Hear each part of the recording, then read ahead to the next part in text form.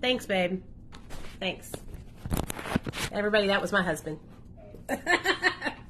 Hey, guys. So, don't want to see my little chubby belly. Okay, so I wanted to come on here and give you guys an update because earlier today I posted a video about my friend Brandy's daughter leaving treatment, and I wanted to talk to you guys about it. So, for those of you guys that don't know what I'm talking about, today I posted a post with a picture of a young lady who's about 22 years old. Her name is Brooke, and she left the Maryland Addiction Recovery Center, and her mother was very concerned and worried about her because, you know, she couldn't find her and she hadn't heard from her. And the reason why her daughter left was because she was cut off of her Suboxone. So, for those of you guys that don't know, like, this girl has been on Suboxone for over a year. She has had multiple relapses, and she does the best when she is on medication-assisted treatment. The reason why she went into treatment was because she had a relapse. She did so good. She had over a year sober. She had a relapse. She got back on her Suboxone, and at this treatment center, they decided that she needed to come off of it. And so they took her off her Suboxone. She started having withdrawals, and she ended up leaving. Okay?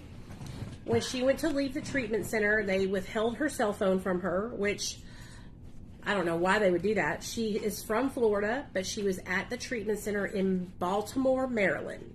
So this little 22-year-old, little skinny girl, so pretty too, just is out there in Baltimore, Maryland without her cell phone, you know, in a state that she doesn't know anybody, and they would not give her her phone when she left. It makes me so mad. I do not understand why any treatment center would withhold somebody's phone from them. So, yeah, especially if she wasn't like, especially if she just wanted to leave. Yeah, she's not court ordered or anything. So anyway, her mom finally got a hold of her and talked to her today. Okay, just like an hour ago or something. I just saw the update video on TikTok, so I went ahead and updated my post. If she's from Florida? Because she was in treatment there. She went all the way, wow. It's hard to find treatment for people with certain insurances, and she lives in Florida, where basically most of the treatment centers there are the South Florida shuffle, where they're just all body broker treatment centers and shitty treatment centers where they just basically recycle you through relapse after relapse, and you really don't get anything out of it. So she went there. I didn't know if she lived somewhere or lived in Florida. So she left there because of she was sick, obviously, from coming off subs, right? And so some people were like, she was titrated down. Okay, if she's been there for 5 months and she went into the treatment center on Suboxone, let's say she was on Suboxone for a month and they titrated her down over a 4-month period. That's not long enough. And also, when you're being given an ultimatum, like you have to be off Suboxone or you can't stay here, that's not a choice that she made on her own. It's hard enough to taper off subs when you make your own choice. Okay? It is hard enough to taper on your own, but when you have a treatment center telling you you cannot stay here unless you come off Suboxone, basically they're forcing her to make the decision, because listen to this. They also had her on a blackout period where she could not talk to her mother. So they probably went to her during this blackout period where she could not call her mom and said, hey, you have to get off Suboxone. She probably thought in her mind, if I don't get off, my mom will be mad and kick me out and won't let me come back home. So she made the decision under duress, basically forced to get off subs.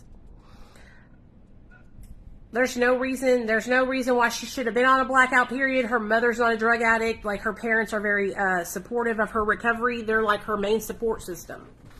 So basically, it's so crazy to me, you guys, because a lot of people think that this is okay. A lot of you guys have been brainwashed to believe that the way these treatment centers treat you is okay, and it's not. If you're going to a treatment center where there's no medical professionals and the only people who are running that center are other drug addicts that are peer support specialists or counselors, like, you need to run for the hills. And you need to go somewhere where there are psychiatrists, where there is medical doctors, where there are nurses, because you need to have medical attention. Addiction is a disease of the brain, and you need attention from professionals, okay? Counselors are great. Peer support specialists are great. But it's not safe to be going to places that are strictly ran by those people alone, okay? Hey, I'm one of those people. And if you, and I would tell you, just like I'm telling you now, if they had a treatment center full of people like me, with no doctors or no nurses, I would tell you to run for the hills, because I can't make the decision on what kind of They made a decision to take her off her medication, okay? And unless they are doctors, physicians, they should never have made that decision. Do you understand what I'm saying? That's like your sponsor telling you you need to get off Suboxone. If you have a sponsor who tells you that, you tell them I said, fuck them. You tell them I said, Nicole Pludre said, I will come to their house and cut both of their ears off and take their and shove it up their okay? Because they are not doctors. They have no place telling you what medications you should be taking. I have high blood pressure, just so y'all know, so I might have a stroke while we're talking. It makes me so mad that people have become accustomed, and I was too, just so y'all know, I'm not blaming you guys. I was one of those people too. I was brainwashed too. I was brainwashed to believe that there was something wrong with me and I was broken because I couldn't get this abstinence-based all or nothing treatment model. Guess what? I'm not broken. Guess what? That system is broken. And it doesn't work. It doesn't work for the majority of people. Whoa! Newsflash! That's why all of us have been to multiple treatment centers. Because guess what? The bullshit they were trying to shove down our throats for so many years actually doesn't work. You know? Yes, I am, Nate. It makes me so angry because I thought there was something wrong with me, dude. There's nothing wrong with me. There's nothing wrong with you either. Okay? Like, that shit don't work for everybody. And it's okay if you're one of the people that it doesn't work for. Finding another thing, finding something that does work is all that matters. It's all that matters, because guess what? At the end of the day, none of those motherfuckers in the rehab center are going to be at your house taking care of your kids and your family if you die of a fucking overdose. None of them. You know? I'm going to go have my epileptic seizure outside, Nate. My little boy is such a little shithead sometimes. It makes me so mad, you guys. It makes me so mad because I felt like I was so broken because of the treatment industry and how it is. Those of you guys that are on Suboxone, those of you guys that are on methadone, you know, these treatment centers, they're mad. They're mad that we're on MAT. You want to know why? Because we are not recycling through their treatment center 24/7, 7 days a week. We are staying sober for years and years and years at a time. Right? That's the problem. Okay? When you're on MAT, you're not you're not wash, rinse, repeat in the treatment industry. And so that's why they don't like us being on subs. That's why they want you to get off your Suboxone, because most likely you'll relapse and come back a million times after that. Ain't that some shit? Have y'all ever sat down and really thought about that? Have y'all? Yeah. Okay? Fuck. That's why. I remember when I first came to Facebook and I started sharing my story about being on medication-assisted treatment. And people that were working at treatment centers were talking shit about me. And that was the first thing I said. Of course you don't want me to be on subs. Of course you don't. Because me being on subs, I'm not a frequent flyer of your motherfucking treatment center no more, bitch. You know?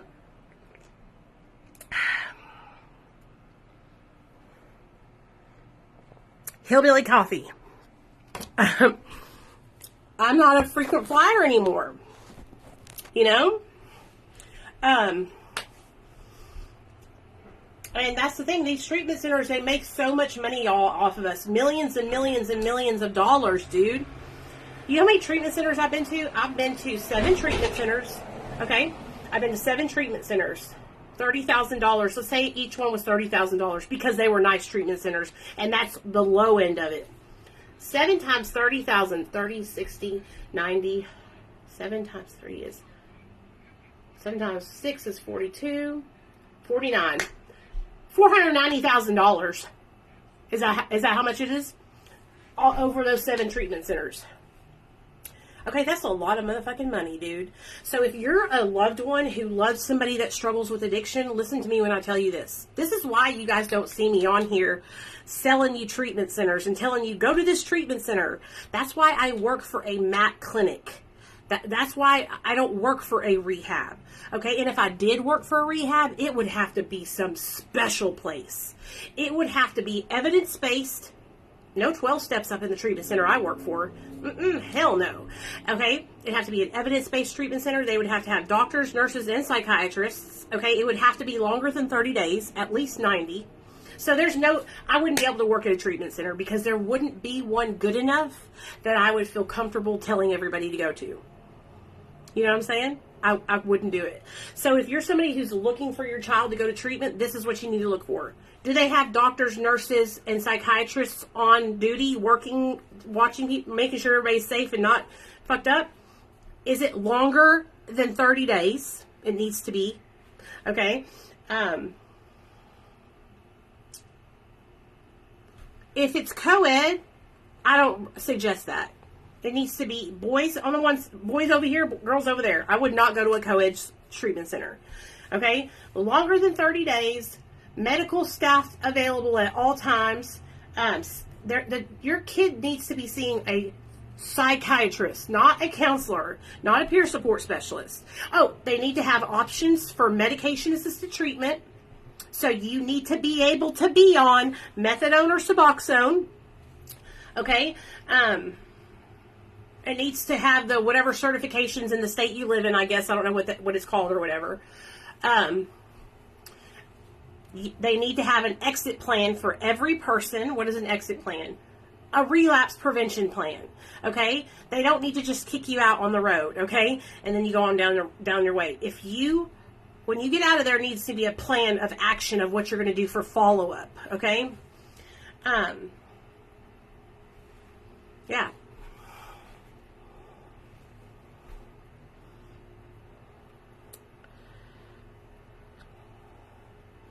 So, I mean, he can offer 12 steps if he wants to in his office, and that's fine. Like, everybody has the opportunity to choose the program that they want to do, but I would not work at a center where that was the program that is taught to people. Why? Because I have been to 7 rehabs where that was the program taught to people. And when I tell you guys, it is subpar, dude. What should be being taught in a rehab is teaching a person how to learn how to live their life without drugs and alcohol, learning their life, learning how to cope, learning new coping skills, processing with a psychiatrist, therapist, whatever it's called, okay, traumas, okay, having family group with your mother and father or whoever your family is, and working through things together with that family, okay. I believe that while you're in treatment, since it's going to be 90 days, because that's how long it needs to be, that you should be getting gainfully employed while you're in there and learning how to work a job and come. I'm telling you, it needs to be so much more than what it really is. But that's the thing. That's why it's so fucked up, and that's why so many people keep on going through the treatment centers over and over and over again. Listen, I wish I knew this stuff when I was going to rehab, you guys. I would have told my mom and dad not to waste the motherfucking money. You know? I would have told them, listen, don't worry about it. And this is what I tell people who reach out to me. If you're willing to do medication-assisted treatment, I say get on medication-assisted treatment, get yourself an appointment with a psychiatrist, therapist that you like and you trust, get into regular therapy meetings every other week, bi-weekly, or once a month, okay? Find a recovery fellowship that you enjoy that lines up with your beliefs. Become active in that fellowship. Get yourself a job and become gainfully employed. All right? And learn how to live your life in a healthy way with your therapist. Okay? Start working on staying healthy in your mind, body, and spirit. Right? And that's what I say to do. You ain't got to go to the AA or NA. You ain't got to be ashamed if you have a relapse. Okay? All these things I have been taught to you are wrong and backwards. You do not have to be ashamed. If you fall, get back up. There is nobody that is going to judge you. Okay? You don't have to answer to anybody. You know as good as anybody else knows what's best for you. Okay? Just because somebody has been sober longer than you doesn't mean that they're the end-all be-all of recovery. Okay? For me, what I do is I reach out to people that I see that they are living what I want for myself. If you ain't living what I want for myself, I ain't fucking with your ass. Why am I going to call somebody that ain't got shit, right? I'm going to call somebody who is what I want to be, what I want to become. How did you get there? Tell me all about it. Right? Tell me how you got to where you're at today. And that's what I try to do for you guys. I try to share with you guys every single day how I got to where I have gotten in my life today. How have I been able to get my own car? How have I been able to get my own job? How have I been able to get custody of my son back? And I try to share with you guys step by step exactly what I've done. And you have been able to watch it over the years on my YouTube channel. If you have followed me for the last 4 years on YouTube, you have literally got to watch me do it on my own, you know? And I've done it through perseverance, through consistency, through to learn new things. I went from being a fucking 12-step big book thumper, okay, to totally changing my beliefs in recovery, changing what I find is acceptable in recovery. And, okay, sorry y'all. My phone, my Wi-Fi dropped for a second. Like, I'm not trying to yell at you guys, just so y'all know. I'm just kind of, like, heated a little bit because I see people trying to make, like, recovery this magical, hard thing, and it's not. I did the same thing. I thought it was this hard thing that I was never... Do these eyelashes look okay without makeup? Let me know. I always made recovery this hard thing that was, like, so unobtainable, right? And I don't know why I was like this. It was because that's what I thought. I thought it was like this unobtainable magic unicorn that I couldn't obtain, right? But it's not at all, okay? And people get so discouraged when they have a slip or a fall when they're trying to stay sober, and that sets you back so far. Fuck your slip or fall. Fuck it. Get back on track.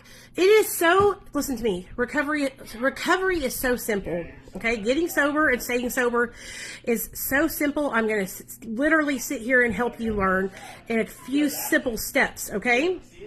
Okay, here we go. I want you to erase every single thing that you ever learned about addiction and recovery in your whole entire life out of your brain. See, this is where you're going to have all the problems, okay? You're going to have all the problems with all the bullshit that they've been trying to brainwash you with for the last 25 years in these addiction treatment programs. Okay? They are the ones who have given you guys this idea to not trust yourself and not believe in yourself and think that you don't know what's best for you. Every single person, all of us know what's best for us, okay? When we're in our active addiction and we're using substances, we're using those substances because we like the way they make us feel. Okay? We like the way drugs make us feel, so we use them. Okay? Then once we start using them, we start getting depressed because we start using them, running out of money, coming down, can't stay high 24/7, right? We try to, but we can't. And so over time, what happens is after long-term drug use, ups and downs all around, going through detox, going through withdrawal, feeling like shit, getting depressed, right? But we use substances because of the way they make us feel, okay? Okay. All right, so totally erase everything that you have learned about recovery in your brain to this point forward and just simplify it. Totally simplify it, okay? So if you're somebody who uses medication-assisted treatment for your opiate use disorder, okay, awesome. So do I. There you go. That's one step you've already taken. That's like insurance on your sobriety is what I call it. To me, Suboxone is like having State Farm full coverage insurance on your car. You know what I'm saying? So like, you know, when you have State Farm full coverage insurance on your car, you could be driving down the street and like run into somebody and your insurance is going to fix your car. That's what Suboxone is to sobriety for me. It's like having something to help me to fall back on just in case.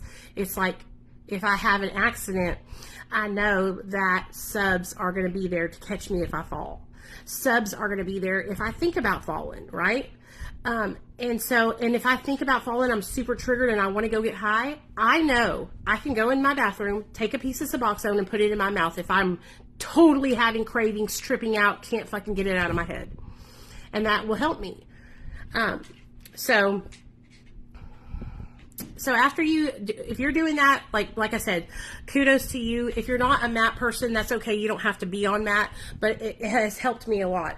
Okay, then next, all right, so now you have gone through your detox, you've gotten off drugs and alcohol. So this is the only area where I believe that you need to go into treatment is to get detoxed.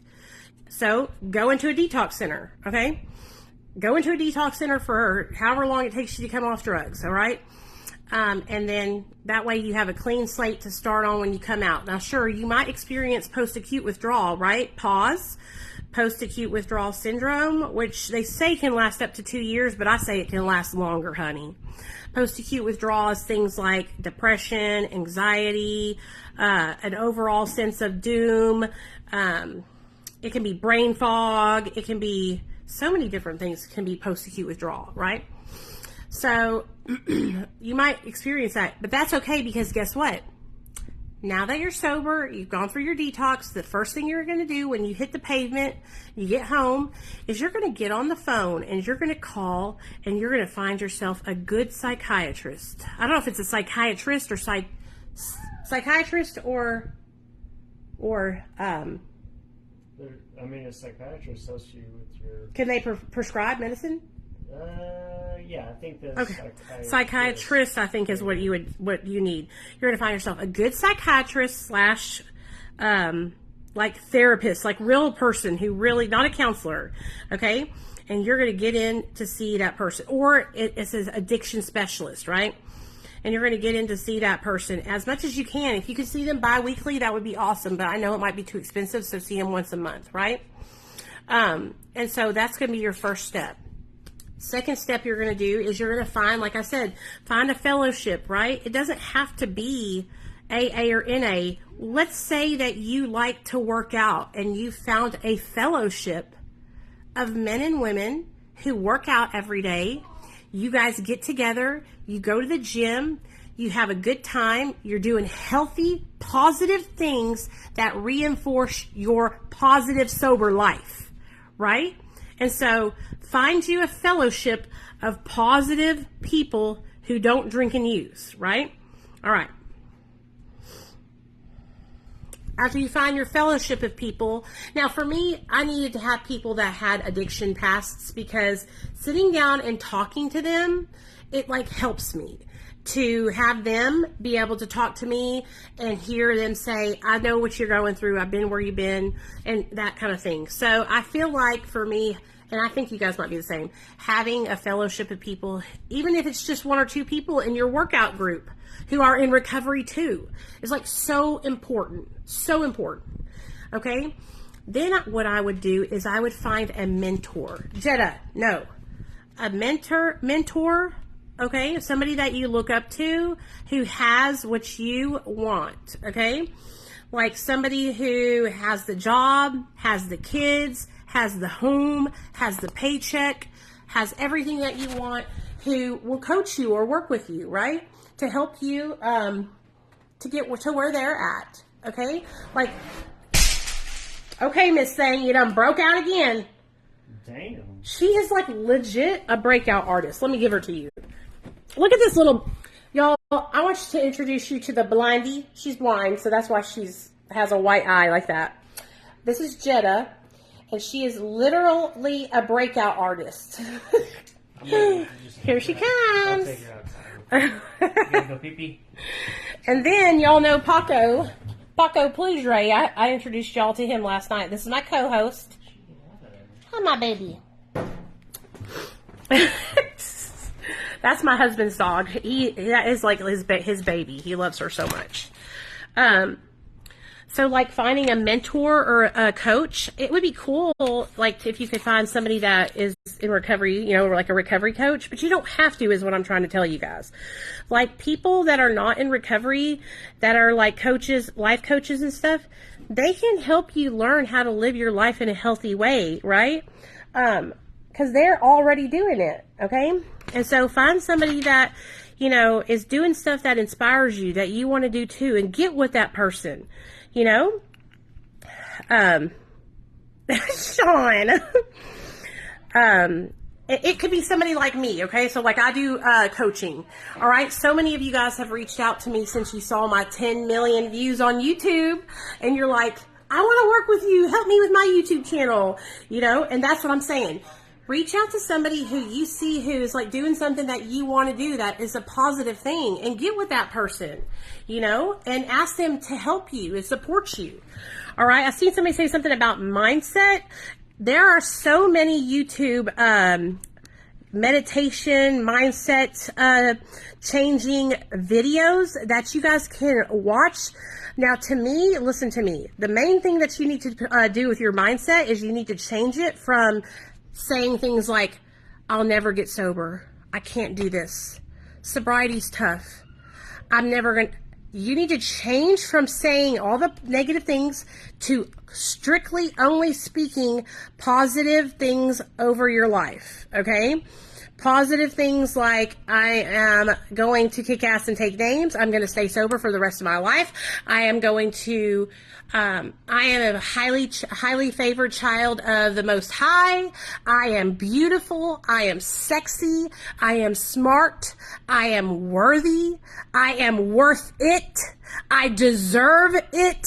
Right? Like you need to go from all the can'ts and won'ts and didn't and nots to all the do's and I'm already there, all that. Because changing your mind from negative thinking, right, to positive thinking is going to change your life. Let me give you an example. So I actually talk to a lot of people that are struggling with benzo addiction, okay? Benzodiazepines, Xanaxes, Klonopin, Valium, that kind of thing. I talk to probably about 30 people a week that are struggling with benzodependency. And one of the main things that every single person who is addicted to benzos or dependent on benzos tells me that they're doing, they tell me, Nicole, I can't stop looking up and watching people's stories about how they are hurting and how they are not successfully tapering and how they are just negative,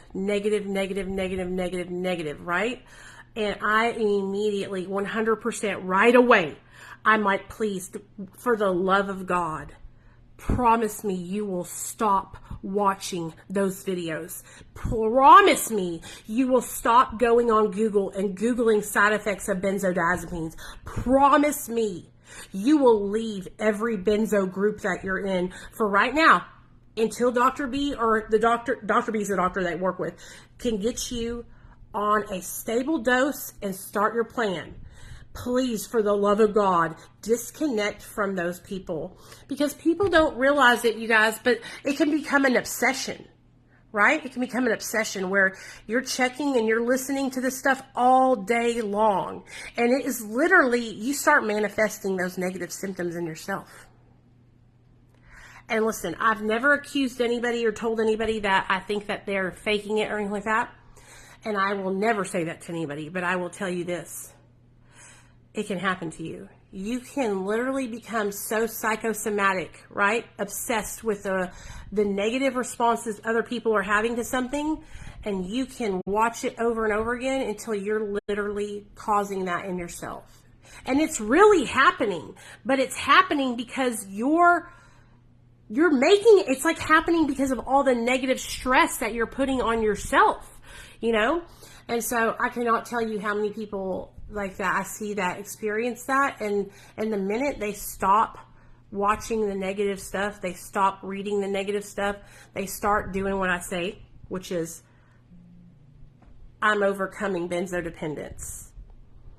I am free from the benzodiazepines. Benzodiazepines no longer rule my life. Okay? I'm telling you 100%. When they start doing that, they start changing the way they think in their mind. They start living in gratitude. I'm grateful that I was able to be prescribed this medication when I was in a place where I needed it. Because there's people out there who wouldn't have access to this technology and this medication, right?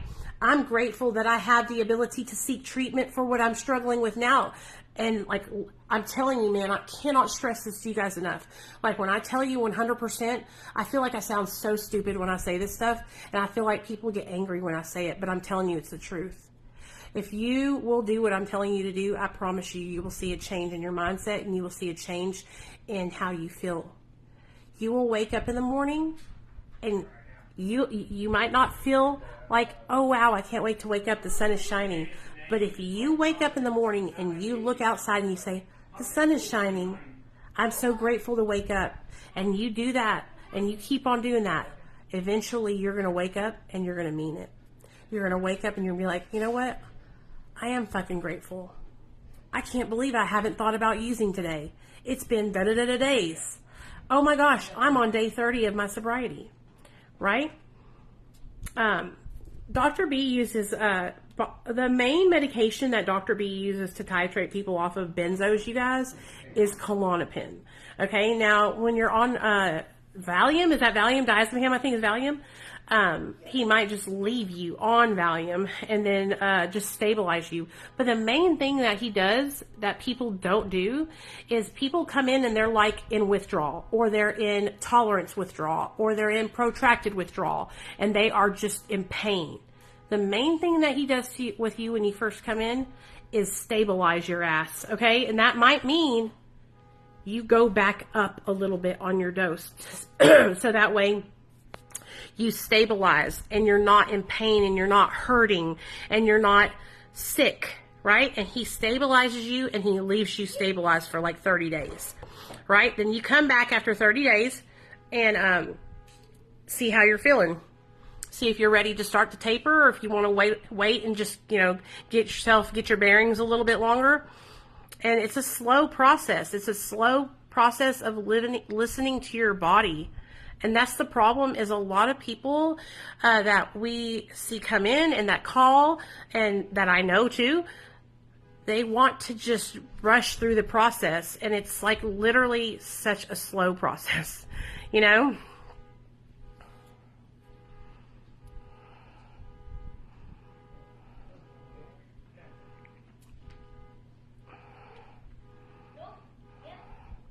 So, I have to actually call somebody that called today about benzos, so I have to do that here in a minute. But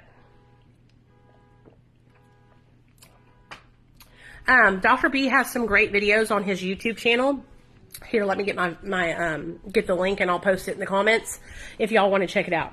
Okay. So positive thinking, negative thinking to positive thinking. We got that checked. All right. And so let me explain something to you guys. Like, it takes discipline to start changing your behaviors, right? It takes discipline. So overnight, you're not going to be like, okay, I'm doing exactly what Nicole said for me to do. I'm going to all my fellowship meetings. I'm going to my therapy. I'm changing my negative thoughts into positive thoughts. Like, it takes discipline. What you need to do is, another thing you need to do is you need to go buy yourself a little planner and a journal, okay? And you need to start journaling your progress, right? So every day you write down the things that you were able to accomplish that day. Well, today I did do my fellowship meeting. And today, I did call my mentor. And if that's the only thing you did that day, that's okay. That's not only. That's a great thing. That's more things than you were doing before you got into this situation, right? It's more than you were doing when you were doing drugs. And so you have to look at it from that perspective of, okay, let's say you're having a real tough day and you got out of bed, you made your bed, okay, and you called your mentor, and then you hold back up on the couch and watch Netflix all day long, right? But you got up and you made the effort to talk to somebody else that's been through what you've been through, who can help you. That's what you had to do. Okay, some days are not going to be like, okay, I went to a meeting, I called my mentor, I went to my psychiatrist, I did positive and negative thinking, I went and I ran a half marathon. Like, you just, each day is going to get better. Some days you might fall back a little bit, but then you'll get back on track, and you just keep on moving forward. There's no perfect way to, like, change your life, right? And so I have to tell myself this every day with my eating, okay? I was just literally complaining about how I need to get back on my healthy eating, right? And I was beating myself up about eating Taco Bell today, right? Okay, so I had Taco Bell today. Big whoop. Right now, I'm finishing up my Mountain Dew, and then I'm going to drink water for the rest of the night. And I will drink water tomorrow when I wake up.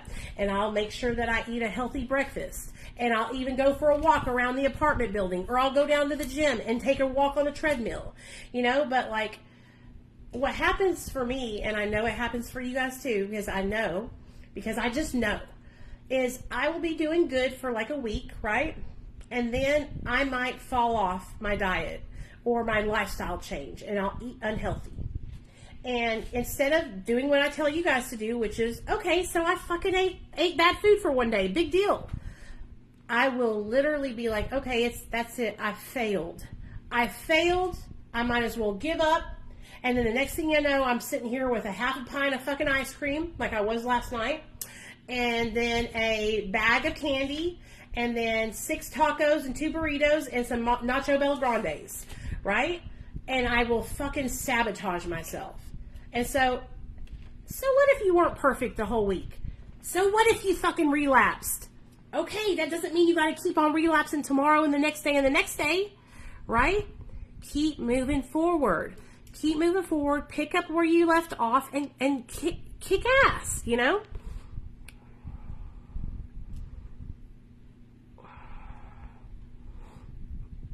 I know, I love Taco Bell. And that's what I'm telling you guys, like, you can do all these things. You really got to listen to me, you guys, okay? I used to be the same way, so I'm not mad at you, right? And I still do struggle. That's what I'm trying to tell you guys. Like, I'm not some person, look at me. I'm fat, okay? I'm fat. I'm on medication-assisted treatment, which is not a negative thing, but I have extra help from that medication is what I'm trying to say. I have unhealthy habits. I'm not perfect. I have crooked teeth. Like, I'm just like you guys. Like, we are the same. Like, we are just regular people. I'm not like some perfect, skinny, beautiful, like, straight teeth influencer, thousands of millions of dollars I'm making over here. Like, I'm just a regular person. Like we're regular people. Do you understand what I'm saying? That's what I'm trying to say. And so, like, if I can make these little positive changes in my life, so can you. So stop saying that you can't. Because if I can, anybody can, okay? If I can, anybody can. What happens to me is I have to get myself in a mindset, okay? I have to get myself in the mindset of, okay, Nicole, I have been fucking up long enough. It's time to kick myself in the ass and start making changes. I have to get focused. I get my book. Y'all know how I am. Y'all been seeing me do it for the last couple weeks. Let me get my book. Okay. I get my book out, my addiction book. I start my studying. I start myself getting focused again. And I have to reset and do this with myself all the time. Okay. I get my book out. I start, okay, let's get back on track, you know? Okay, let me get my food journal out. Okay, Monday, I ate some eggs and some bacon for breakfast and a big ass glass of water. Check, you know? And then, like, everybody has, like, ups and downs, right? And so nobody's going to have it perfected. Nobody's going to be perfect. But the whole point of the whole thing is, like, we're actually trying, dude. We're actually trying to change our lives and be better. You know? I'm in Arkansas. So, okay. I'm sorry. I just get really passionate whenever I talk about stuff like this, you guys. So that's why I'm not trying to yell. This is just how I am when I get excited. So, okay. So after I told you, I said, go get you a planner or a journal, okay? And start documenting your progress, all right? And so as you document it, I promise you, I will pay you $100. If you listen to what I'm telling you to do and you document your journey, right, you will be able to rewind 30 days, 30 days past, and you'll be able to go back and you'll be able to go through your papers and you'll go, oh, wow, this day I could only do this. But 5 days later, I did all the things. And then you'll go, oh, wow, I did all the things here, and somebody reached out to me and needed support, and I was able to support them.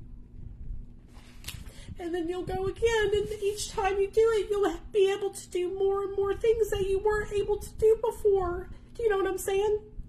So, I don't mean to get emotional, but it's just, I feel like I was the same way that you guys are. I beat myself up so much for so long because I felt like I was such a failure.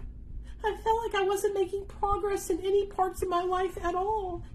And I felt like I was never going to be able to get sober and stay sober. I felt like I was never going to get my son back. I felt like my husband and I were never going to be able to get out of the rut that we were in, the mess that we had created for ourselves in addiction, you know? And I'm telling you guys, like, now I look back on that time when I felt like that, and I'm like, we are fucking kicking ass, you know? Like, there was a time where I could not go to Taco Bell and get us Taco Bell because we didn't have the money to go out to eat. Or I couldn't buy my son the nice video game that he wants for his VR, you know? But, and I'm saying, like, we have worked so hard. There was a time where if somebody reached out to me for help, I had nothing to offer them back. I had no suggestions. I had no plan. I had nothing, right? And so now I have all these suggestions. I have all these plans. I have literally, I can map out a course for you if you want me to draw it out. Like, I feel like finally I've got to a place where I actually can do for others what they have done for me for so long. I can do for my mom and dad. I can buy my mom $200, $300, $400 earrings and gold necklace for Christmas. I can give my dad $100 bill for Christmas and tell him thank you for all the $100 bills that he gave me, you know? And so I was not able to do that for a very, very long time. And so I'm trying to tell y'all, if I can get to this point, then you can too, you know? So anyway, so you're journaling and you're keeping up with your progress because that's really important, right? And so I do want to add something in here, you guys. Like, I'm not a religious person at all, okay? I believe in God, but I believe in God. I talk to him the way I talk to him. I do not make my son believe in God. I do not make my son, you know, pray or go to church. Like, I want Nate to choose what he believes and what he has faith in. You know what I'm saying? Now, he has kind of adopted what me and my husband do, which is we say our prayers at night. And, you know, I'm always very grateful and thanking my higher power for helping me through my life. I'm a person who likes to help other people when I see other people that are hurting and need help. My little boy's the same way. Today we were driving. There was a guy sitting on the side. It makes me so upset because he was all the way up on the exit of the interstate, so I couldn't cross all 4 lanes of traffic and get to him. But me and Nate were talking about, you know, man, I wish she was over here so I could go over there and we could, I was going to hand my little boy, you know, a couple bucks to hand out the window to him. And we think about my little boy is a thoughtful person where he wants to help people that he sees that are in need. So I'm teaching my little boy the things that like I am, you know? And so I believe that is a way, I believe that that's part of being a person that wants to help others that are hurting. I feel like that's a connection, a spiritual connection, you know? So anyway, I believe that you need to find a faith. It doesn't have to be in God. It can be in whatever you believe in, right? But a faith, like as in, I know some people that, like, they believe in, like, the universe, right? And that there's something out there that's just all-encompassing, there's something out there, and that's what they believe in. And they have a faith in that something is there and that it's helping them, right? And so whatever it is that you believe in, you don't have to go to church to believe in it. You don't have to get on your knees and pray to it, okay? What I believe is that just having something there that you can talk to, that you can thank, that you can say, hey, man, I actually did well today. I made it another day, right? I think that kind of helps, you know? So I would recommend that. Like I said, you don't have to do that, but for me, it really does help. I would use that higher power as somebody that I could thank every morning. So like when I would stay sober, the next morning when I would wake up, in the mornings I would say, hey man, thanks for helping me stay sober yesterday, right? And you need to help me stay sober today. Okay, thanks, bye. You know what I'm saying? And so that's what I mean, okay? But it's not, I don't want you to feel like pressured that you have to believe in Jesus or God or something like that, okay? Hey, what's up, Abby? Hey, Amy. So I was basically mapping out for everybody, like, how to change your life and stay sober, and like I did, exactly how I did it. And so we started out with, I shared it with everybody that I'm on medication-assisted treatment, which you guys know, which is negotiable. You don't have to do that, okay?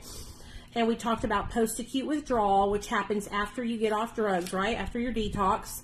I don't believe that you have to go to rehab. I do believe that if you're on a drug like benzos or alcohol, that you need to go to a detox and be medically detoxed, okay? But I don't believe you don't have to go to 30 days of residential treatment to get sober, okay? You can literally go and get detoxed safely and then come home and start your life and start this plan, okay? Start this plan. So the first thing we do is we get ourselves an appointment with our psychiatrist, right? So that way we can see a psychiatrist, therapist, addiction specialist every 2 weeks or once a month. So that way we can get that started, get our mental health in line. Okay, number 2, get ourselves a fellowship, find a fellowship. It does not mean an AA fellowship or an NA fellowship or any kind of sober fellowship. It could be a fellowship of people that go to the gym. Right? Now, do I want you to go to the gym with people that are getting high? No. Do I think it would be beneficial for you to find people in that fellowship who are in recovery? Yes, because it helps to have people to talk to that have been through what you have been through, right? But let's say you don't like AA or NA, but you got some buddies that are sober that do the gym every morning.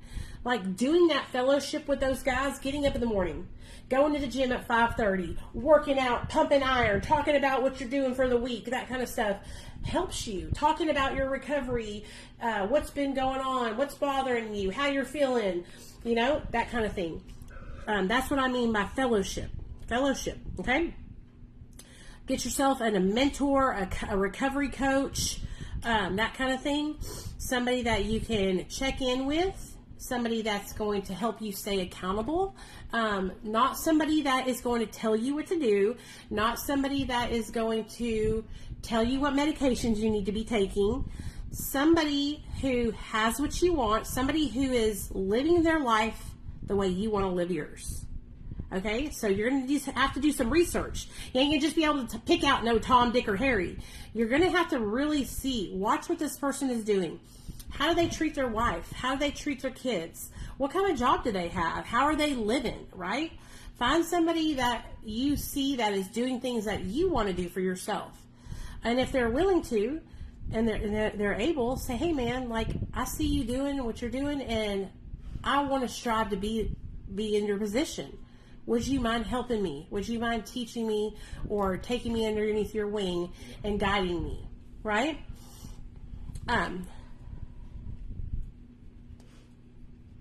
So they have just now lifted, there's a new policy that they're just now passing, the DEA, where they lifted, anybody will be able to prescribe Suboxone. So I don't know if it has kicked in yet, so you'll have to call your doctor and ask him, but they just passed a law where they are making it to where anybody can prescribe it.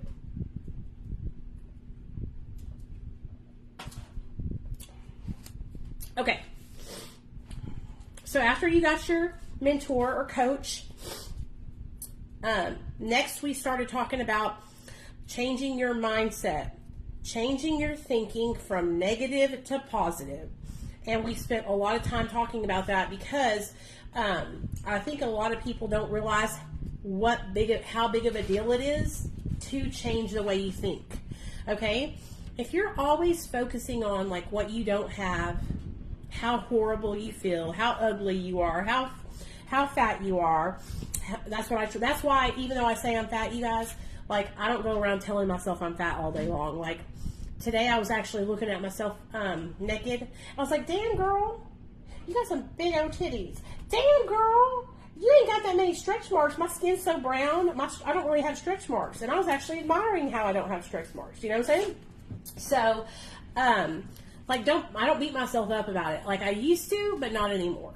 I used to really bad, because I let social media get to me. I let people on, you can message me. I let people on social media media exasperate my already low self-esteem and make it even lower. Okay? Bad. And so for a long time, probably like the last 2 or 3 years, I would just beat myself down about being fat and having crooked teeth and people not liking me. And I was constantly trying to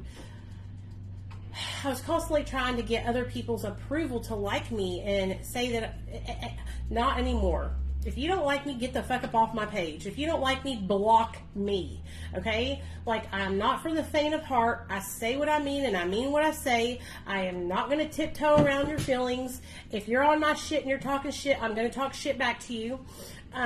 Like, I am healing, not healed. So if you pop off, you will be exposed. You know? So I'm done like letting people treat me like a dog. And I had to learn the hard way, because people on social media will fucking suck you dry until you literally fall apart. And I was always trying to like meet other people's needs and be there for them and do this, that, and the third. And they were just hurting me and hurting me and hurting me over and over and over again. So now I pop the fuck up. I pop the fuck off. I might be spiritual, but I am not like a healer, okay? I'm over here. You are not Gandhi. Right, I'm not Gandhi. I'm not going to allow you to talk any type of way to me. If you come up on my shit talking crazy, I will screenshot that shit and expose you to my whole following, and they'll attack your ass. Which, honestly, I have to tell y'all this. I love you guys so much, because I don't even have to say anything. All I have to do is be like, these fools, look at this person is saying to me, you guys, and you guys are like, you know what I mean? Y'all are like attack dogs. And I love you guys. Like, it makes me feel like I'm protected and people actually have my back. You know what I mean? And I would have your back just the same, just so y'all know. If you put something up on your page and I see it, and you tag me and I see it, I'm going in too, honey. I will go in and I'll go down in flames for a motherfucker, you know. But it makes me feel cared for. It makes me feel loved. It makes me feel like I actually have real good friends, you know. Because y'all are my real good friends. I was actually talking to Nate's best friend's mom, Heidi, about this today. And I was telling her, you know, like all my friends are on social media on my page, and me and her are friends, but today it hit me, and I called her after we got done talking in the car rider line. I said, you know, you and me get along so good, and we can be friends. Like, why don't I bring Nate over to play with Zane this weekend? And she has something she's doing this weekend, but next weekend, me and Nate are going to go over there, and I'm going to hang out with his mom, and he's going to hang out with Zane, and I'm actually going to have a girlfriend to hang out with, because I really don't have girlfriends like that. I have my sisters, you know, that I talk to and hang out with when I see them, and I have my husband. My husband's my friend, you know.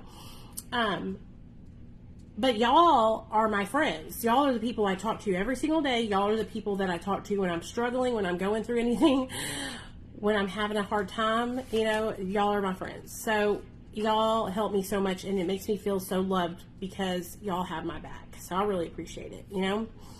Okay, so anyways, after we change our negative thinking to positive thinking, like I was telling you guys, and like I was saying, like, it's really important, you guys, like if you're somebody who is constantly focused on negative content, toxic people surrounding you, let's say you're someone who is you're new on Suboxone, and your brother and his old lady totally hate Suboxone.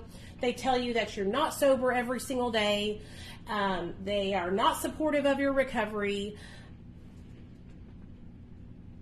Fuck them, kick them in the fucking teeth, and leave their asses in the dust. You don't need them in your life. Get rid of all the toxic people that you have in your life.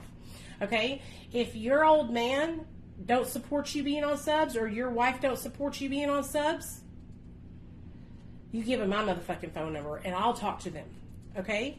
You give them my phone number, I'll talk to them. I will send them content all about the difference between addiction and dependence. Okay? I will send them fucking statistics on people who get off of medication-assisted treatment when they're not ready, and if they die or live, okay, I will help you, okay?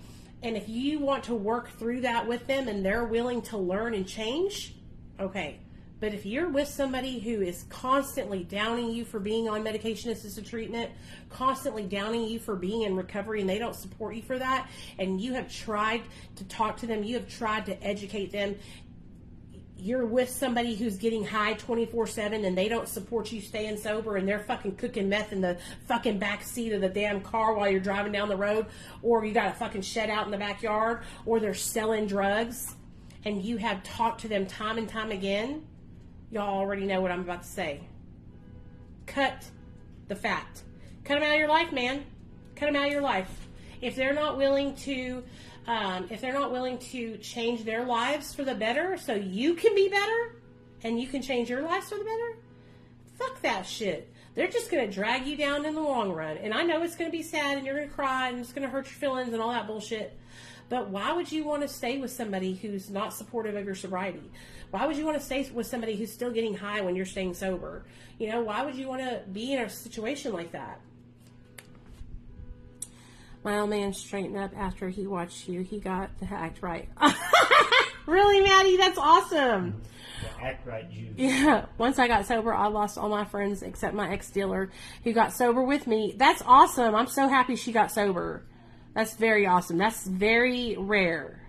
My friend is afraid of being on subs because she might lose her children. Is this true? Veronica, most states totally support medication-assisted treatment. We had to plead our case, and they believed us. Yeah, we had to plead our case back in 2015.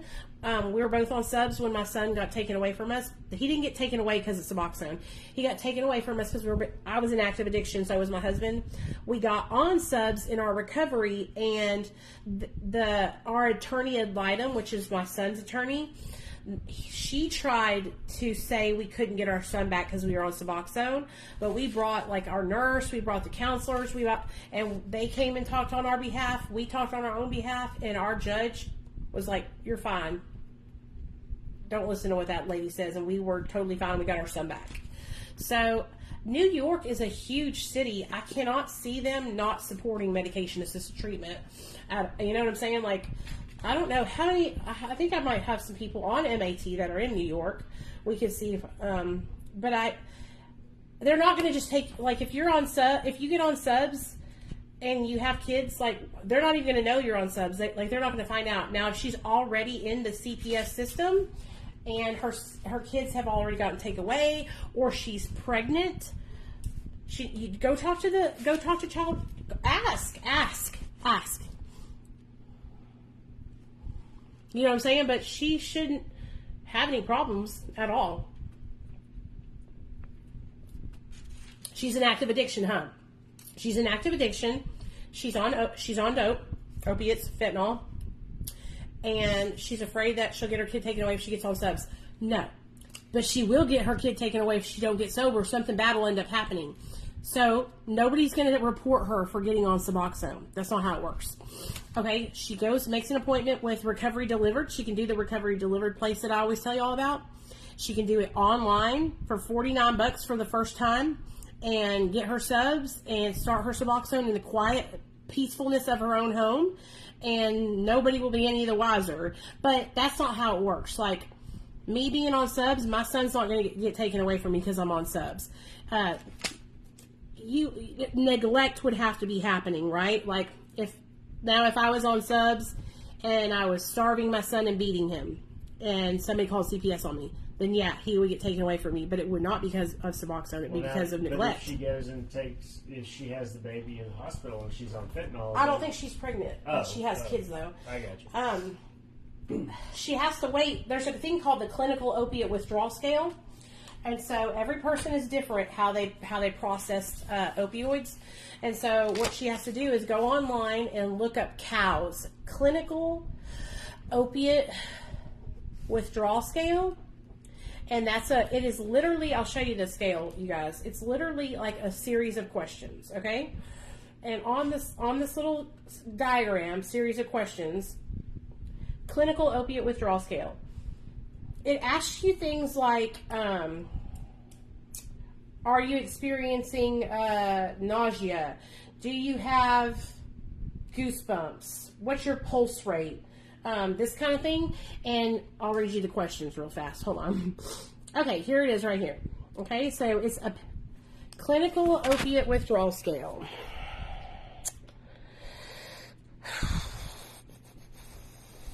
All right, here we go. Clinical opiate withdrawal scale. So the first one says what is your resting pulse rate? Okay, do you see how it says pulse rate 80 or below, pulse rate 81 to 100, pulse rate, and it gives you 0 through 4. Okay, so each question, oh gosh, sorry guys. Each question has a number beside it, and that's your score. So whatever the answer is, okay, if it's 81, you'll put a number 1 down. Okay, then you'll go down here and it'll say sweating over the past half an hour, not accounted for by room temperature or patient activity. So how bad is your sweating?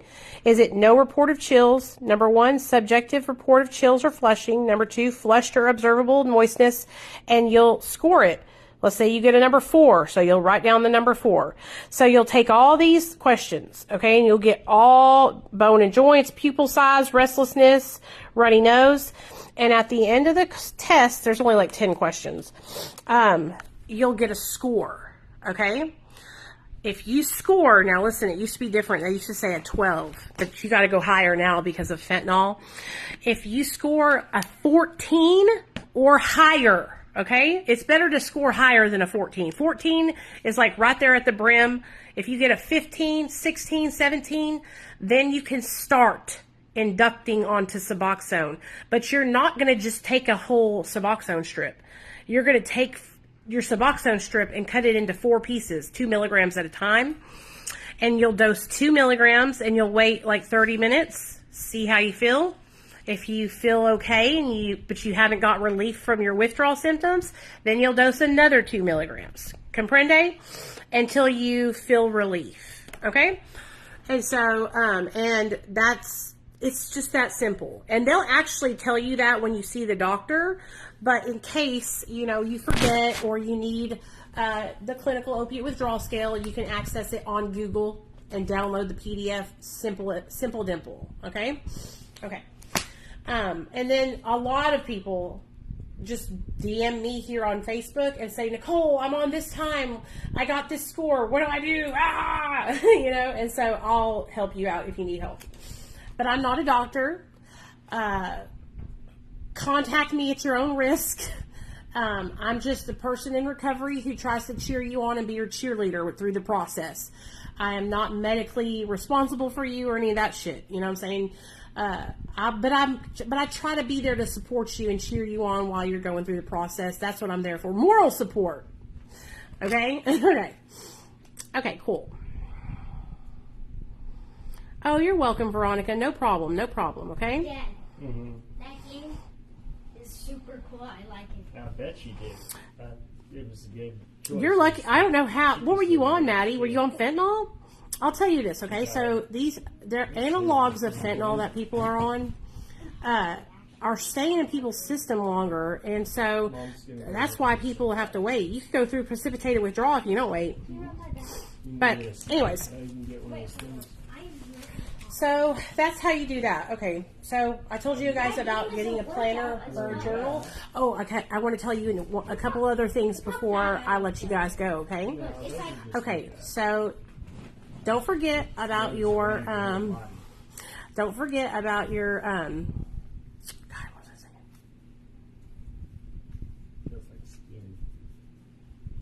What was I going to say? It was just literally on top of my mouth, on my tongue. You got your planner and journal, you changed your mindset, you got your mentor, fellowship, psychiatrist, and you guys, I'm going to tell you guys this right now. Like, for me, being with a group of people like online like this is the best thing for me. I love being able to sign on, go to a meeting like we're having right now, listen to other people share about their recovery journey. I love listening to people share their stories. Chef's kiss. I have over 150 interviews on my YouTube channel, if y'all didn't know that. It's in a playlist labeled interviews, and it's just strictly people coming on and telling their stories, how they got sober. And it's so good. If you guys ever are looking for stuff to watch like that, check out my YouTube channel. Or if you don't want to watch my YouTube channel, that's okay, honey. Just type in addiction recovery stories, you know, and there's tons of stuff that comes up on YouTube. And it's like going to a speaker meeting, you know?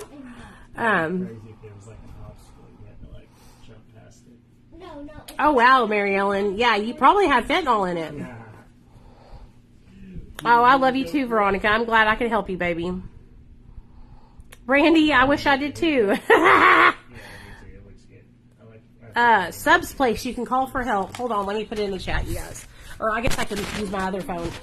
So the sub place that I work for is called Recovery Delivered, and it is an online telemedicine place that you can get medication-assisted treatment on the phone, okay? And so it's super convenient, and that's the easiest way. Now, you can always do it in your town at a clinic. Just type in Suboxone clinic in your area, and it should pull up options for that. So don't feel pressured to use the place I'm saying. You don't have to, you know. But I'll put it in the comment section for y'all. It's called RD, Recovery Delivered. And the reason why I work for Recovery Delivered is because I was actually sharing about their company for 2 years, since 2020. I started sharing for their company, sharing about them. And I actually called them this last October 2022, and I said, hey, I've been talking about y'all's company for 2 years. Will y'all hire me? And they were like, okay. And I was like, cool. You know what I mean? Because I was already like sharing so much about their program, and I probably sent them thousands of patients. You know what I mean? And so it just made sense for them to hire me because I was already doing it. Honestly, I'm grateful that they did hire me, because it would have been kind of crappy if they didn't, with all the promotion I had given them over the years. but Will they're we good. still be living in this apartment though? Yeah, they're good people, and my friend Marcus actually works for their marketing team, and he actually helped create Recovery Delivered because his best friend overdosed on opiates, and so and passed away, and so I was really grateful that they did hire me because it's just the right thing to do, I feel like. And that's why I tell you guys that are in recovery, like if you're in recovery and you talk about a place and you really, really like it, and you've been talking about it for years and years like I do, reach out to them. There's nothing wrong with asking to be compensated for something that you're already doing, because you guys, these companies, these treatment centers, these MAC clinics, they're making money hand over fist, honey. And so you deserve to be paid for your time. If you're making videos about your MAP program that you go to, there's nothing wrong with asking them to compensate you for that, because you are working hard and you're putting money in their pocket, And we're addicts. We it's hard for us to find jobs. You know what I'm saying? So that's what I always tell everybody. And you guys could absolutely, make a social media and build your following and do the same thing. If you struggle getting a job because you're a felon like me, ask my husband. My husband, I know 100%. 5 years ago when I was like, watch, one day I'm going to be able to make money off my social media. I know he was just thinking, this girl is so crazy. She thinks she can do anything. He's eating his words now, aren't you? I mean, I don't think I ever said don't do it. You didn't, but now you're really eating your words, aren't you? I love you. I remember one of the first times I got like $500 for making a video, and he was like, what did you do? I said, hey, I just got paid $500. He goes, for what? A 30-second video? Mm-hmm. I'm like, yeah, fool. So y'all can do the same thing. It's amazing all the things that you guys can accomplish in your recovery if you get sober and turn your life around. Okay? Like, I'm not bragging about that at all. I'm telling you guys because you can do it too. Okay? You can do it too. You can get sober. You can start helping people. You can believe in something. Like I believe in Recovery Delivered 100%. Like I believe in Dr. B 100%. If I didn't believe in it, I wouldn't mess with him, You can do the same thing, and you can make a way in a living for your family. So don't ever feel like you're counted out because you're an addict, okay? Because you're not. Okay, so I get excited whenever I talk about stuff like that, because I remember a time where I would look at people and I would be so inspired by other people that I would think I could never be like that, How many people are following you, Danielle, on Facebook? I don't think it has to be a certain amount. I'm not sure, though. Are you sure you haven't, honey? Because it'll come into your email, okay? And also, whenever you come onto your Facebook account, you will see it'll say bonus plays, okay? Or you can go into your settings. And you can look up, okay, I don't know if you have to have 1,000, but it might be 1,000. If it's not, you should, I think it might be 1,000, but it might not be a certain number at all. I'm not sure, because Dr. B already had over 1,000 whenever they sent him the invite, but it'll literally say, like, in an email, or it'll say on your account, say bonus plays or something like that. Does anybody else know how many you have to have for Facebook Reels? But I'm telling you right now, Facebook Reels, I do not get paid from Facebook. All transparency, y'all.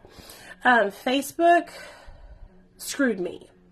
Facebook restricted my account to the point where all I get is stars now. People can send me stars and that's it. But that's fine. I'm not tripping. Where I actually get paid is from my YouTube channel. I don't get paid from TikTok. TikTok is worthless, okay? As far as, like, making money on their platform, worthless. But I make money on my YouTube channel. That's why I always tell you guys, if you want to support me, you don't gotta send me money. Just go subscribe to my channel and actually watch my videos when I upload them. That's all you got to do, and it helps me so much. You have no idea, you guys, because I have worked so hard for the last 5 years building my YouTube channel. That's why I was so excited yesterday to show you guys that I hit 10 million views on there, because that's a big deal.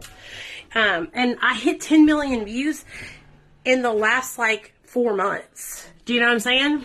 So I'm really proud of myself because I've worked so hard, you know. That's why you'll never catch me on here asking for donations or nothing like that. The most I do is I tell you guys about my Patreon and my recovery coaching thing I do, but that's it.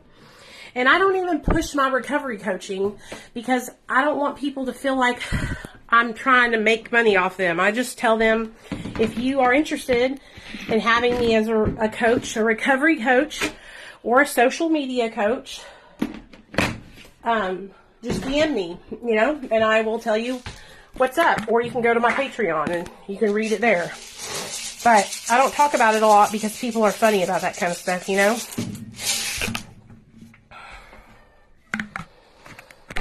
I'm telling you what, I'll tell you this right now. You need to do Instagram too, Danielle, because they pay too.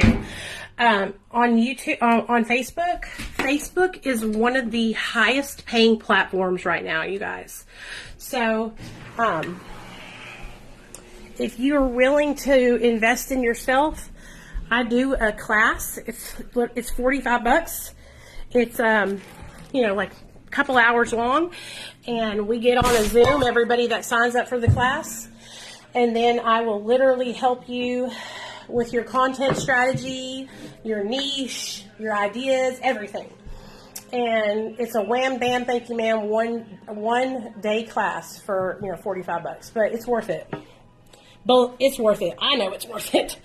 You know how I know it's worth it? Because my boss, who has like almost 1 million followers online, it's like what he does for a living, and that's how he actually coaches people like I do too for social media. So,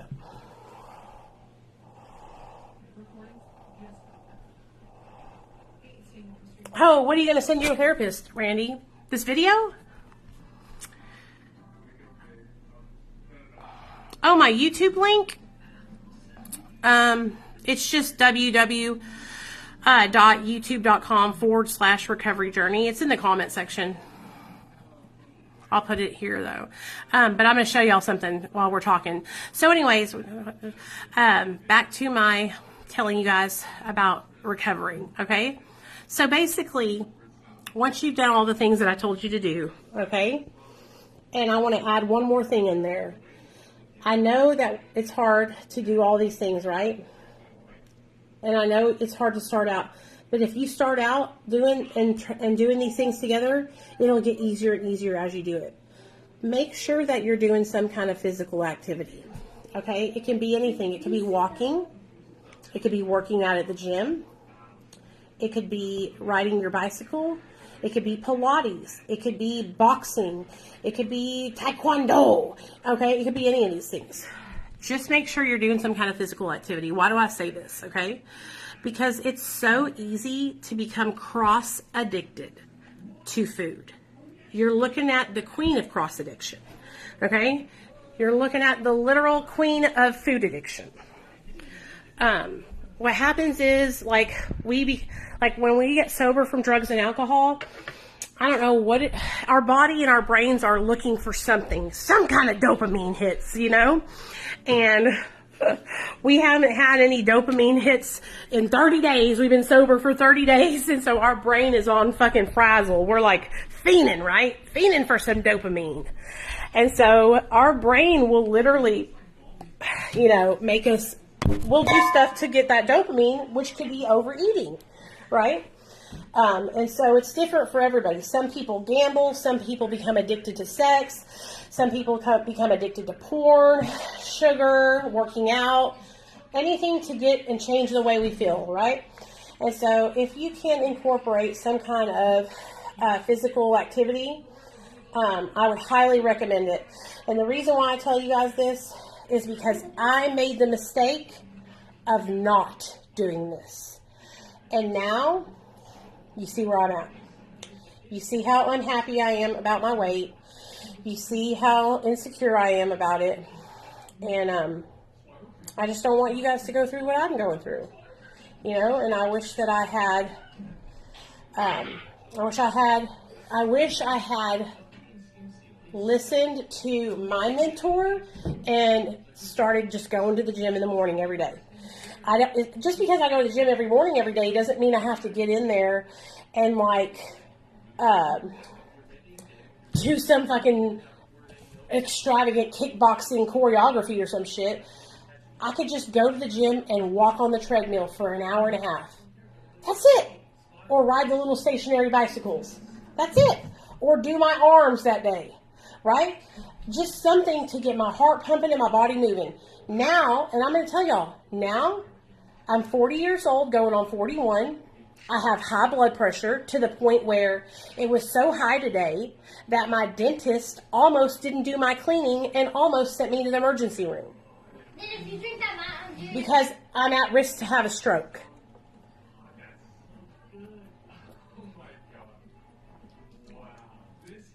Chugs Mountain Dew. Okay? And that's because of my weight. It's absolutely because of my weight. My body is not meant to carry this amount of weight on it. I'm only 5'4". I am not tall at all. And so, I don't want you guys to go through what I've gone through. I don't want you to struggle like I've struggled. You know? I have a sticky note with it written down because the dentist gave it to me. It was high the other day when I went too. Let me see if, my pants are falling down again. Sorry, y'all. I know the bottom number was 94. It was something over 94. Okay, thank you.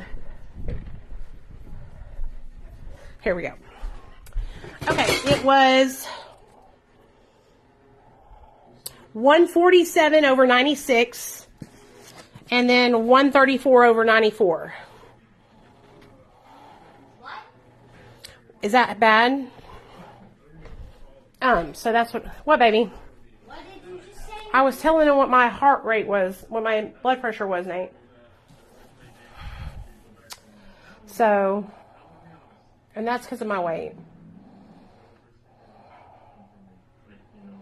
Like I said.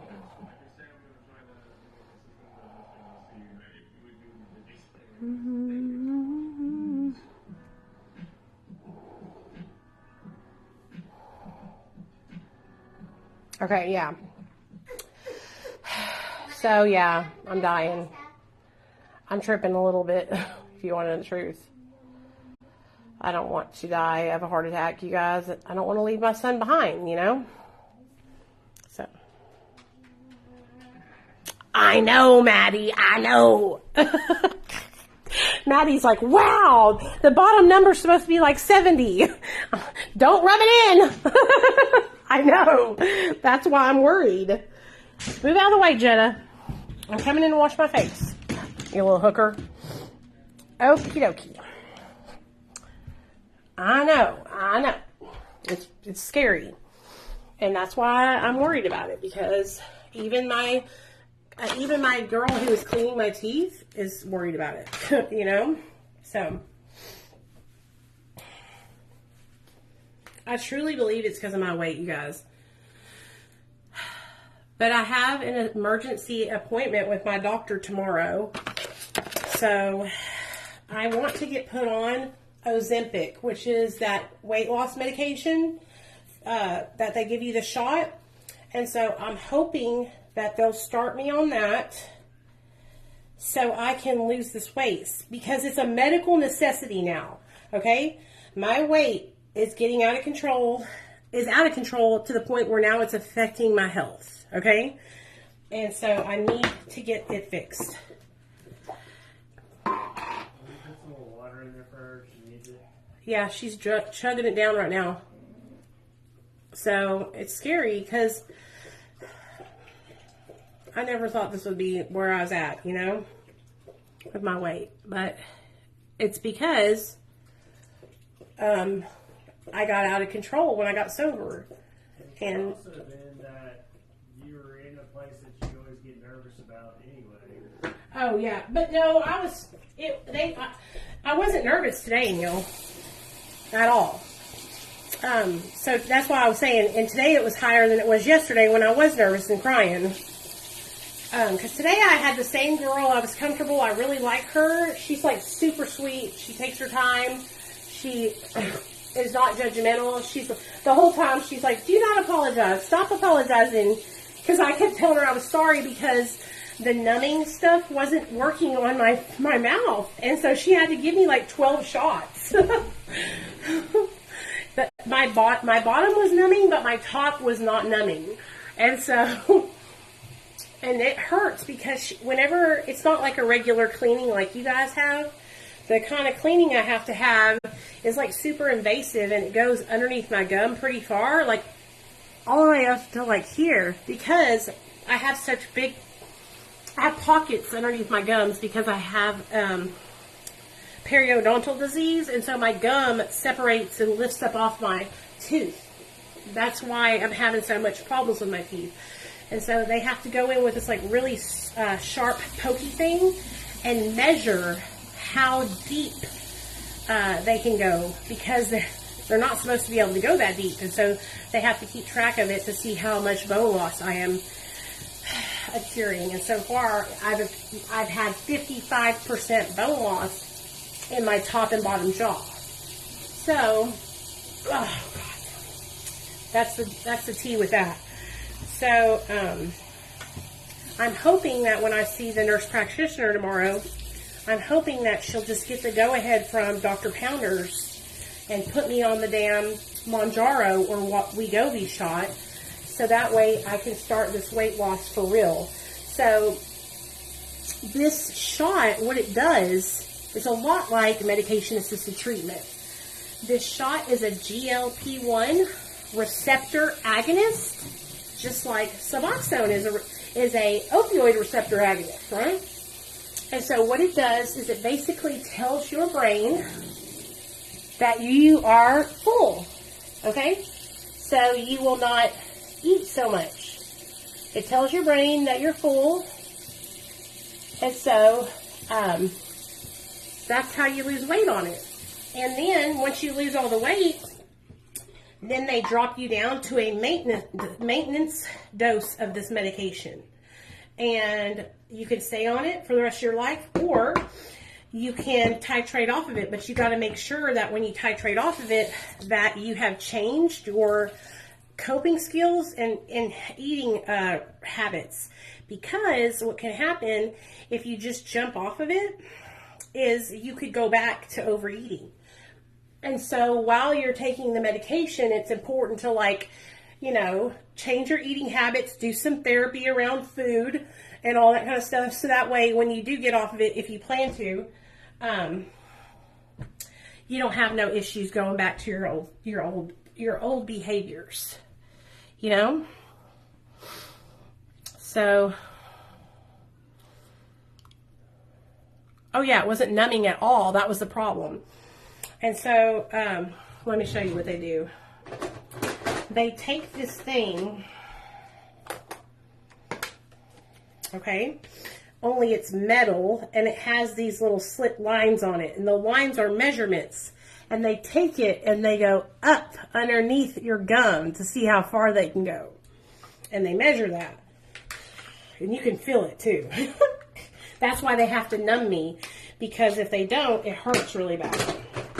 So I went and got an electric toothbrush because that's what they told me to do. And this is the third time I brushed my teeth today. So it's supposed to massage my gums too, which I love that. Yeah, I'm tripping, dude. I'm tripping on how much bone loss I have, you know? It's scary.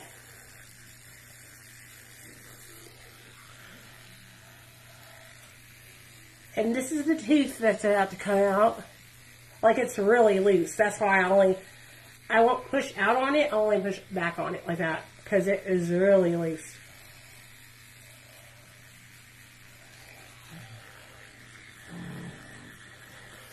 Yeah, that thing. But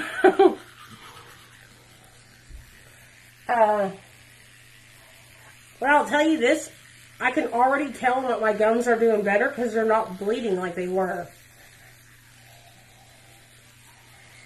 Because I used to brush and they would bleed really bad, and they're not. And I think that's because she went in there and she cleaned them all, you know?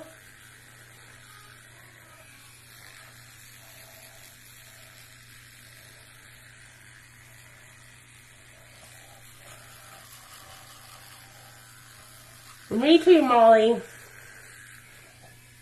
I have periodontal disease.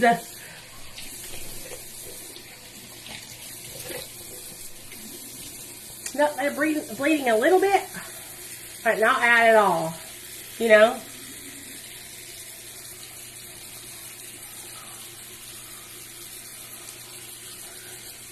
And they also said that I had a couple of deep pockets in the back that I'm going to have to get looked at too, because they don't want my teeth in the back to go bad or to lose bone.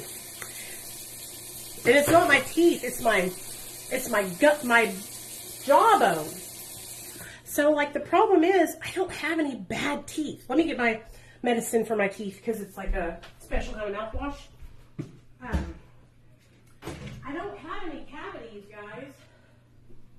I have no cavities at all. Periodontics. I got it from Walmart. It's like, yeah. I have no cavities. I just have bone loss in my bones, in my jawbone. So that sucks so hard. Then I got this water pick. I'll show y'all really fast. Okay, so I'm going to use it real fast, so bear with me.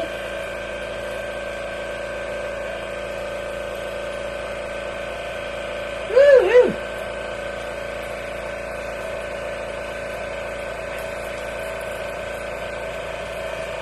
And this thing right here, it blows the stuff right out from underneath your teeth. If you have something, like I had a little piece of food stuck in between my teeth, and I sat it on there, it goes, shot it right out. So that's the whole purpose of it, is because before, even when I was flossing, because my gums, you know, lift up like that, the bacteria and stuff was staying underneath my gum. And so now I can get that in there and shoot it right out, baby. Shoot it right out. Which I think that's awesome. I'll tell you this, I can tell a huge difference in my mouth and the way it tastes and my breath just from the 2 days that I've been using this toothbrush now, or 1.5 days.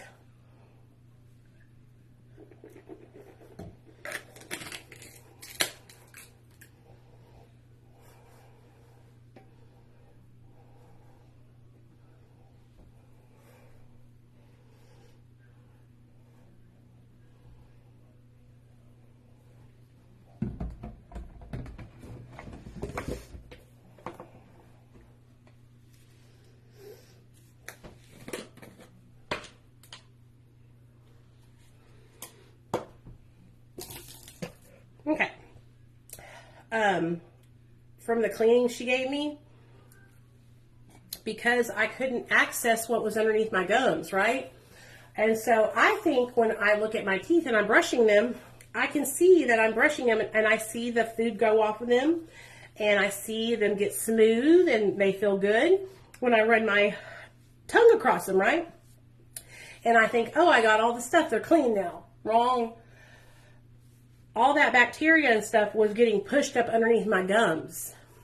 And so I always felt like I had a, like, not a bad breath smell, but like I could smell it, and I know that like my son could smell it, and then if my husband got too close and I had just gotten eating, you know, like it would smell, but I mean, not like halitosis, you know, but like just not good all the time, right? Like, Neil, could you notice that I had bad breath? Shit mouth. No, I'm just kidding. Did I have shit mouth? No. Okay. Yeah, like it wasn't bad to where my husband was like, damn, I don't want to kiss her. But I can tell a difference now. Like, I can taste the difference in my mouth too. So, but I've been around people who have had shit mouth, Neil, and it's bad. Like, it's serious. Like, you know if you haven't, you know, because it's, you can taste it, and you can taste it, and I've talked to people that literally smell like they ate. Like they ate ass shit. Like an asshole. Like they ate a piece of shit. Diarrhea. Poor things. I feel bad for them because they obviously know, and they probably feel that way too, you know? Yeah. I don't know. I would constantly have something in My mouth, like a mint or something. And most people do if they have that because they feel self-conscious, you know? But that's what it is. If you're experiencing that, if you're experiencing like unusually stinky breath and it like lingers, it's because you have bacteria and stuff built up underneath your gums like I did, you know? If it had gotten any worse, I probably would have had really, really bad breath. It would have gotten worse over the years. If I hadn't gone to the dentist, if I had waited like another 2 years, oh my God, it would have gotten bad. I know it would have. And so, I'm not too, you know, I'm telling you guys, this is embarrassing, okay? It's embarrassing. But I'm telling you because I don't want you guys to go through what I went through, so you better get your ass down to the dentist. I don't care how afraid you are. Get your ass down to the dentist, okay? Okay. It is 6:45 p.m. Central Standard Time. Get your ass down to the dentist. Quit being scared. I know it sucks. It sucks. It's just going to suck. But you got to go.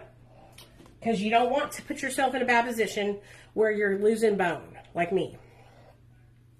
And if I had went to the dentist 4 years ago and kept up with it like I had started, I wouldn't be in this position. Because 4 or 5 years ago, guess what?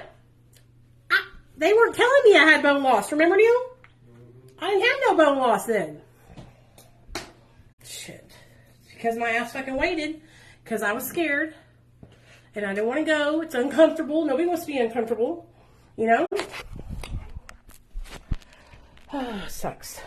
I learned my lesson the hard way. I will never skip out on the dentist. I'm telling y'all. I will never skip out. That face cream, I got it on sale at Ulta. Like whenever I get my face creams and stuff like that, I always try to pick up something on sale, you know? Now, me and my husband's favorite moisturizer besides that one is the Clinique Gel Moisturizer. Hey, you need to do your homework. Where's your backpack at? Nate! What? Did you just fart?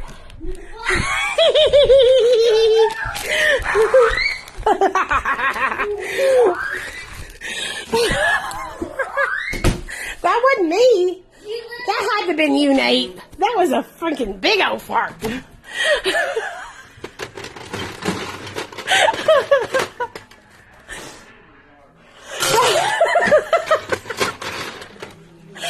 I've been holding that in all this whole time. Okay. Hey, Cece, what's up, girl? Everybody farts. I know I'm not too good. Sometimes you just gotta let it rip. Right, Nate? Right, Nate? No. Sometimes you just gotta let it rip. What, you don't think I'm cool? Walk like an angel. Jenna, what are you doing? Out again, huh? She done escaped again. She does. Look at her. She's just standing here, too. Just standing here. You want me to put her with you, Neil? Just standing here. I'll put her in between your legs. Get in between Daddy's legs. Lay down.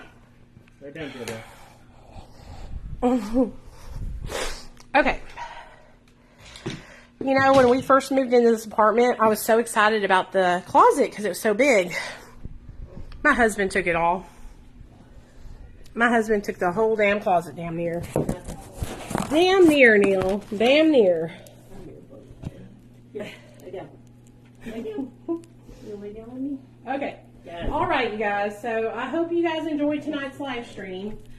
I hope that, you know, me sharing with you guys what I do to get and stay sober, I hope that helps you guys. I really, really do.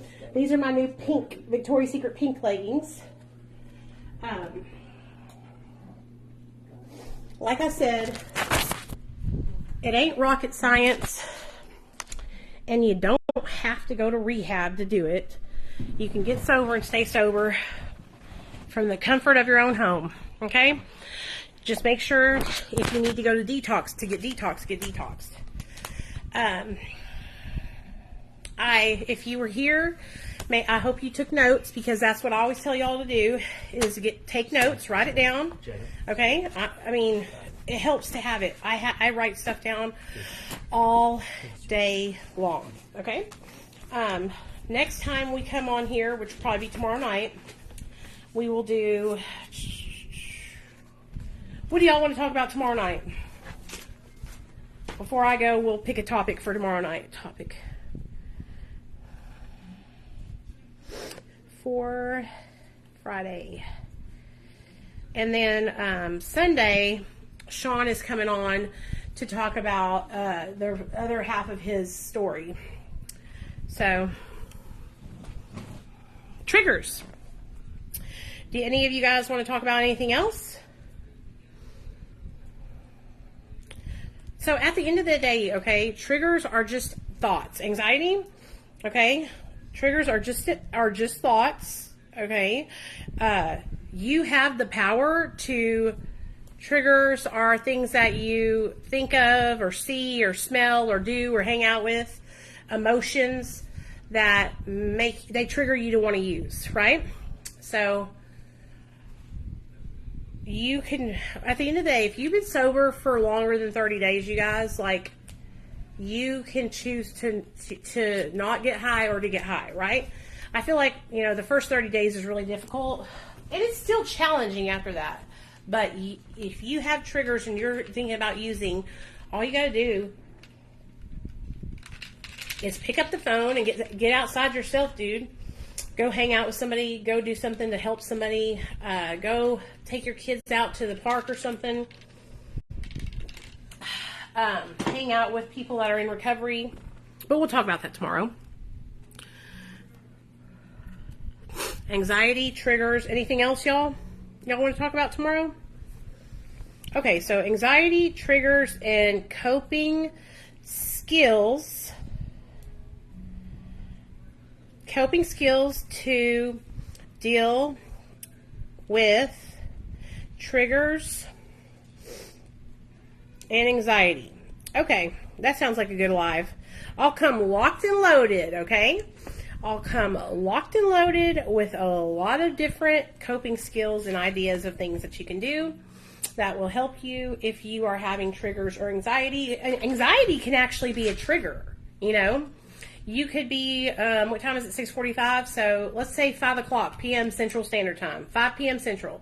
So anxiety can be a trigger in itself. A lot of people who, you know, had benzo addictions, they started out with legit anxiety. And then they got on benzos and maybe they started, you know, abusing them. And so they have gotten taken off the benzos, or they can't take them anymore. And now they have horrible, crippling anxiety and have no way or no coping skills. So they have to learn new coping skills that are not medication, right? What was your trigger, Cece? And just so you guys know, yeah, I read them, but you got to understand something, Randy. I have to go into my spam to get y'all's messages, so it takes me a second to get to all of them. And you also have to understand, let me just tell you something. There's probably like 350 messages in my spam right now, just so you know. So if it takes me a day or two, just know it's because I go through about 50 messages every evening, and I answer back 50 people. Okay? So please bear with me. I'm only one person, and I don't have anybody else answering my messages. Okay? Like my friend Richie, he has hired somebody to answer his messages. But I don't make money like that to just be hiring folks. You know, if I actually made enough money, a substantial amount of money offline, I would hire somebody in a minute. I would literally put up a wanted ad on Facebook and say, hiring for somebody to answer my messages, and I would give interviews. And it would be serious, because only the best would be chosen. Because it has to be somebody that I would trust with my life. Because basically I would be trusting you with other people's lives. You know? So...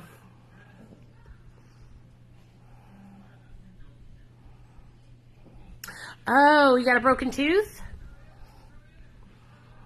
You need to go to like Walmart or Kroger and go and get you some of that stuff that numbs it. It'll really help. And put it, Oragel, and I think there's some other stronger stuff. Also, get you, is it aspirin or Tylenol? They tell you to get some of that aspirin or Tylenol and crush it up and put the powder on the tooth too. That's supposed to help, like, really good. I don't know, do they have just lidocaine? Like, is that a... Well, I mean... You have to have that as the doctor? That, no. I mean, I don't know. But they have that stuff that numbs your tooth. Yeah, that's what I'm saying. I think it's At Walmart or Kroger or whatever. That's what I would do, Cece, okay? And there's emergency clinics for people that just need to get a tooth pulled. Like, I think it was like $120 for me to get my tooth pulled when I didn't have insurance. And so, that's all you need to do is get that tooth pulled out, you know?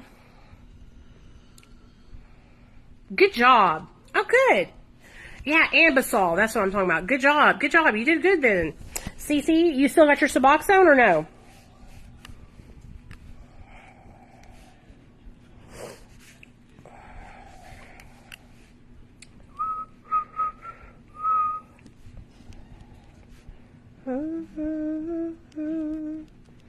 This live was a good live, y'all. I wish I could record it and put it on YouTube. Good. Okay, well then, girl, take you an extra piece of Suboxone too for your pain. That's what I would do. If I have back pain or anything like that, I will take a little piece of Suboxone to try and help me ease that pain a little bit. You know. Can I skip tomorrow? Can you what? Skip tomorrow because I've gone. Because Can you skip what? School. School? Yeah. Why should I let you skip school, boy? Because. Well, it's Friday. Why don't you go to school and then have the weekend? I'll have. It'll be your last day. Really, Kale? I didn't know that, sweetheart. You can go hang out. With Thank you for saying that. Well. Tomorrow at 5 p.m. Central Standard Time here on Facebook. What is Central Standard Time? That's where we live.